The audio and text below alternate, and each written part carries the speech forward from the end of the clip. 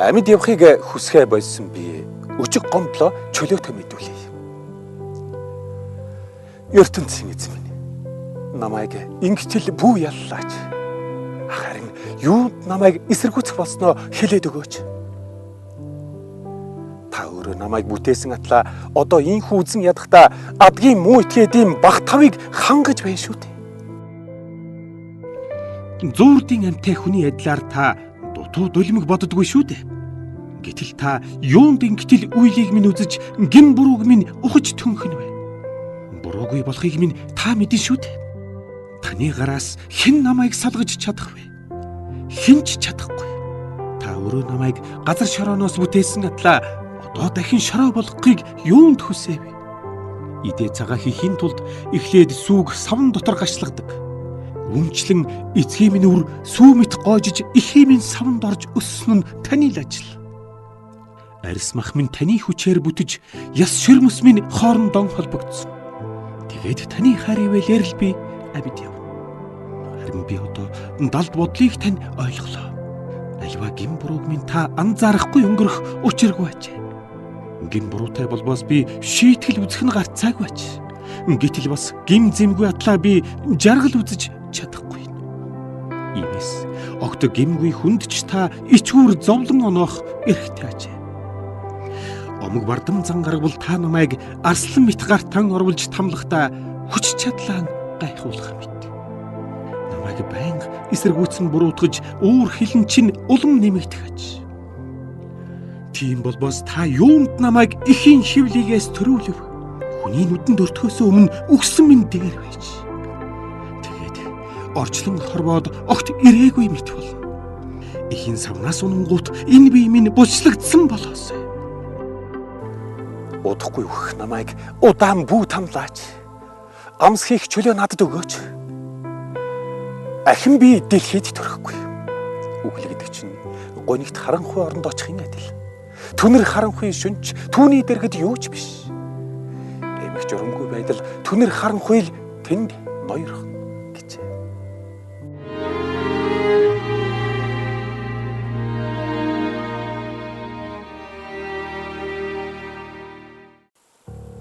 Намати явг аймгийн цофоор явд хандан. Үе түмэн үгэнд чинь хариу өхөн зөв. Өөрийгөө цагаатахын тулд чи дэми донгосох хэрэггүй. Үүгээрээ чи бусдын амийг таглахгүй. Бусдын өмнө ертөнцийн эзнийг тохуурхчаад буруутахгүй гэж бодсон бол чи энэ дүрчтэй. Үнэн сургаалыг тань бат дагдаг учраас өмнө чинь би гэмгүй гэж чи ертөнцийн эзэнд хэлсэн. Үүний чинь төлөө чамайг тэр эрс буруу шаах болтугай. Мэргэн ухааныхаа нууцыг тэр чамд тайлаад өгөөсэй. Түүний оюун ухаанд хязгаар байхгүй билээ. Харин шийтгэл чинь үнэндээ хөнгөдөж байна. Чи өөрөө ертөнцийн эзний гүн ухаан гүйцэж танихын аргагүй их хүчийг судлаад ойлгож чадах уу? Хөх тэнгэр мэт хязгааргүй түүний дэргэд хүн чи юу хийж чадах вэ? Үхлээс гүн ухаан бодлыг нь чи төгс ойлгож чадах уу? Тэв дэлхий тэнгис далайгаас өргөн их ухаанд нь чи хэрхэн хүрэх вэ? Хэрв тэр чамайг хорж шүүх гэвэл хэн түүнийг нь зогсоож чадах вэ? Хуурамч итгээдэг тэр ядах юмгүй тань. Хүн бүрийн хийсэн гим түүний нүдэнд илэрхий.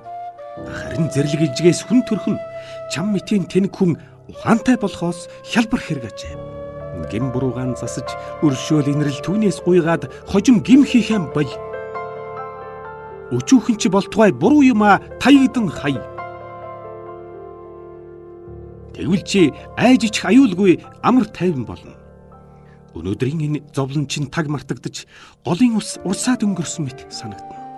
Амьдрал чинь үдийн наран мэт гэрэлтэж өнгөрсөн тэр харанхуйд чинь үүр цайсан мэт болно. Тэгээд итгэл найдвар бий болж сэтгэл амар амьдрна. Эд хөрөнгө эргэн тойрноо хараад чи айх юмгүй амар тайван унтна.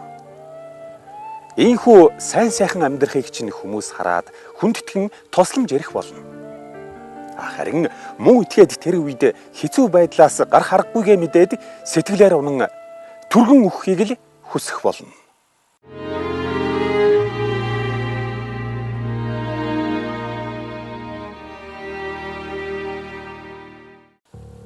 Йов хариу өчтөө.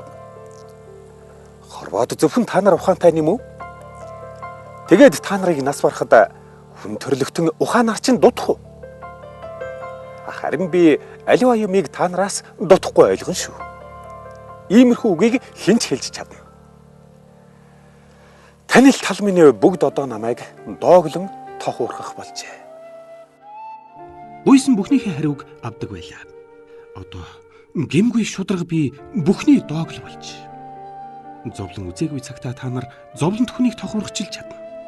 Шударга намайг зовж байхад дээрмчин итгээд баяжиж, ертөнцийн эзнийг үл хойшоо өгчөд амар тайван амьдрах ажээ. Өөрсдийн хүч чадлыг бурхан болгон өргөмжлөн. Та нарын үг дэмий ажээ. Араатан жигүүртэн загас жараахаа газар дэлхийгээс асуугаад үз. Тэд нэг л имийг баттай хэлнэ. Орчлон хорвоогийн бүх тогтолцоог ертөнцийн эзэн зохиосныг тэд мэднэ. Хүн амтэн бүрийн амьдрал түүний гартал байдаг. Харин энэ бүхэн та нарт хамаагүй ажээ. Хил чин амттай хоолнд дуртай адил чих чин дэми яриа сонсох дуртай ажээ. Өвгөд хөгшөд уужим мэрэгэн ухаантайч ертөнцийн эзэн оюун ухаан хүч чадал төгс ажээ. Түүний устгасан хот улсыг хинч дахин босгож чадахгүй. Түүний хорионд орсон хүнийг хинч хичээгээд чөлөөлж чадахгүй. Хэрв тэр хур бороо оруулахгүй гэвэл гам болох нь зайлшгүй. Үер бороо их цутгуулбал гайхамшиг ирнэ. Химжээ хязгааргүй чадлаараа бүхнийг амархан дийлнэ. Мэхэлсэн ба мэхлэгдсэн хүмүүс бүгд л түүний гарт ордог.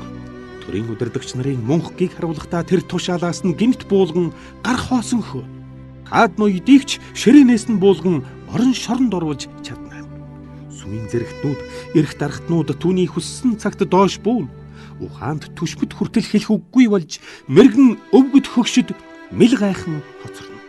Хэрэгэм зэрэгтнүүд олны тохуу болж хүчтэнгүүд түүний хүссэн цагт доройтно. Хамгийн далд бодлыг ч тэр ил гарган үзүүлж чадна. Зөвхөн түүний хүссэн цагт зарим улс хүчрэхэг болж, зарим улс нуран ундаг. Нэг улс нөгөөгөө эзлэн, зарим улс тарж утарна. Ард олны сухт удирдагч нар учраа олхоон болж, цөлд төөрч харан хуйд яваа мэт жолоогон алдна. Энэхүү ертөнцийн эзнээс болж согтуу хүмүтэ говьн дайвхаа тэд мэдэхгүй ажээ.